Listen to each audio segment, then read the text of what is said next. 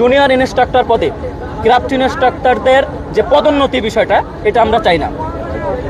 2 নম্বর দাবি হচ্ছে diploma engineering কোর্সে যে কোনো বয়সে ভর্তি সুযোগ বাতিল করে উন্নত বিশ্বের আমাদের বহির্বিশ্বে যেমন আপনি দেখতে পারেন চীন এবং অন্যান্য রাষ্ট্র যেরকম ডিপ্লোমা কাঠামো তাদের যে ডিপ্লোমা সেক্টরে তাদের যে লেখাপড়ার যে কারিকুলাম এবং আমাদের এই বইগুলো কিন্তু ইংলিশের, এই ইংলিশ বুকগুলো আমরা চাই।